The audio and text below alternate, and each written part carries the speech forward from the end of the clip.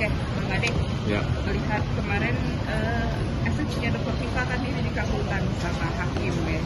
Makanya pandangan dari praktisi hukum juga yang menyoroti ini semua gitu. Mulai dari ini katanya hanya persoalan KUHP yang lama, KUHP yang baru ini gimana sih Bang? Ya, jadi terjadi ambigu di sini. Ambigunya itu harusnya di dalam dakwaan idealnya ketika transformasi KUHP lama ke KUHP baru, ya artinya harusnya diterapkanlah yang mana yang mau digunakan. Kalau dia KUHP baru, kalau dia KUHP lama. Jangan dua-duanya. Bahwa ada persamaan pasal yang diterapkan di depan itu adalah KUHP lama. Terus di belakang itu diterapkan KUHP baru. Bercampur dia. Sehingga hal ini menjadi ambigu bagi hakim. Karena penerapan aturan ada perbedaan dari denda. Dari denda. Ya, denda dan hukuman sama.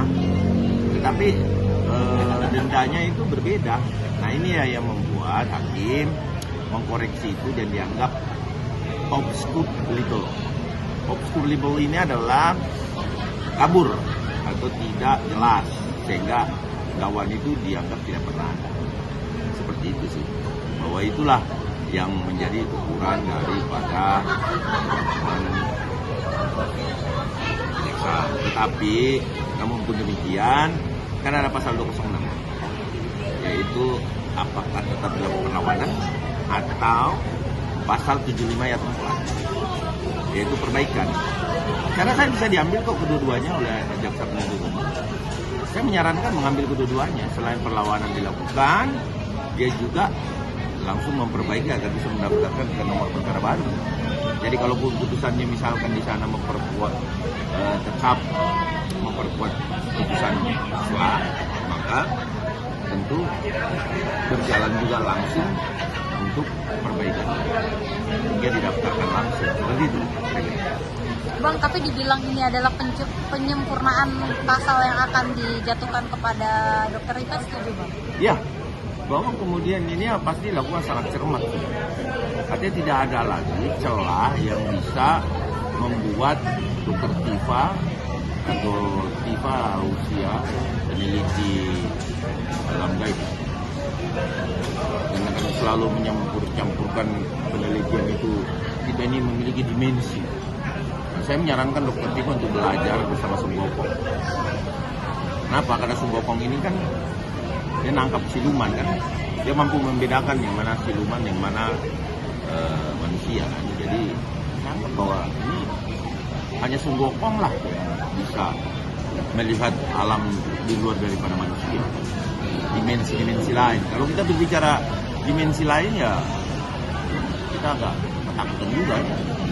Karena dimensi lain ini tentu faktanya menyeramkan banget.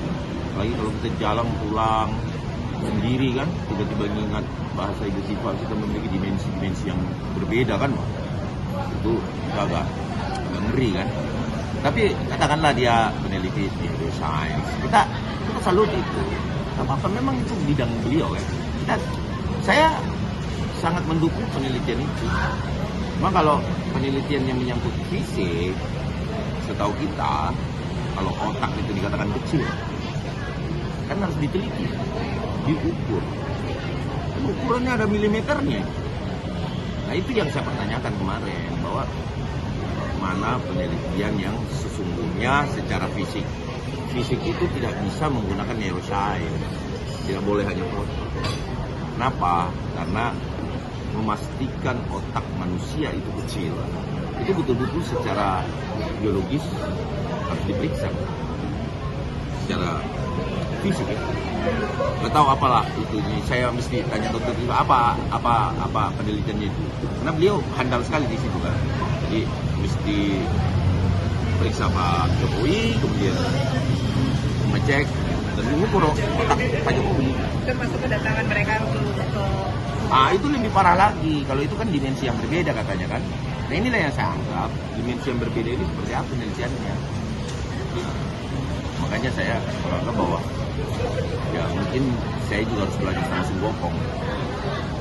Karena dimensi yang berbeda itu kan hanya Sung Gokong yang bisa memastikan bahwa ada siluman atau hantu atau dimensi lain kan dimensi lain kan sangat identik dengan ya siluman, hantu-hantu gitu kan, ghost ya kan, itu dimensi lain kan selain dimensi manusia kan. Nah kalau berbicara dimensi itu kan, nah inilah yang saya enggak gitu loh, ada izin enggak sama keluarga Pak Jokowi, minimal sama Mbak Litriantini, terus Hidayati atau Mbak Titi, Relawati ya kan. Nah ini kan semua tentunya harus diidentifikasi yang mana anak beneran, yang mana anak sungguhan gitu. Oke. Ya kan? Bang, melihat tadi akan diperbaiki oleh jaksa, artinya akan ada sidang kembali. Nah, apakah mungkin menurut abang sendiri, apakah memang pasti jaksa akan mengajukan persidangan kembali karena ada narasi-narasi yang menyebutkan apakah jaksa akan melakukan perbaikan atau tidaknya itu yang masih yang diragukan. Saya hari ini belum komunikasi sama jaksa. Saya belum menanyakan sama jaksa. Biasanya sih kita bertanya ya gimana perkembangannya, karena salah satu itu kawan baik saya. Tapi saya belum bertanya apakah ada terjadi. Tetapi kalau saya sih menyarankan bukan saya upayakan dari dua yang diberikan hakim, dari dua pasal yang disampaikan hakim, boleh menempuh 206 atau 75 ayat 4, 206 ayat 4 dan pasal 75 ayat 4. Perbaikan itu apakah dia akan tempuh? Saya rasa sih lebih baik, lebih ideal. Bang, tadi kan dibilang ada berarti ini ada penyempurnaan pasal yang bakalan nanti jatuh ke Dokter Tifa. Berarti untuk seorang Roy Suryo membaca strategi ini gagal ya Bang? Karena kan dia mungkin mempersiapkan ini sebagai strategi, nanti di sidang dia bisa membantah. Ya, sekarang Roy Suryo akan masuk ke perkara. Dia akan masuk ke perkara, dia tidak akan eksepsi lagi. Saran saya sih, Pak Roy nggak usah diesepsi. Justru eksepsi bisa memberatkan dia nanti ketika putusan selah justru memasukkan dia di dalam tahanan. Bisa saja. Ya. Berarti untuk strategi Roy juga agak hati-hati lah. Agak hati. Berarti ada kemungkinan nggak sih Bang nanti jika memang untuk ketika disidangkan kembali, artinya kemungkinan ini akan dibarengi Bang atau seperti apa? Bisa saja bareng. Kalau bareng justru bagus kan. Artinya Pak Jokowi nggak perlu dua kali kan. Dia datang ke Tifa, datang ke setelah mendengar putusan hakim dari putusan selah, bagaimana tanggapan dari Pak Jokowi sendiri? Kecewa atau seperti apa? Enggak, Pak Jokowi santai-santai aja karena dia tahu hukum, dia ngerti, dan sudah pasti kita sampaikan kan, Pak ini tidak berlaku. Kenapa? Ada dua pilihan yang diberikan oleh hakim 206 dan 75 ayat. Oh berarti nggak dia hukum? Kan kita sampaikan ke Pak Jokowi.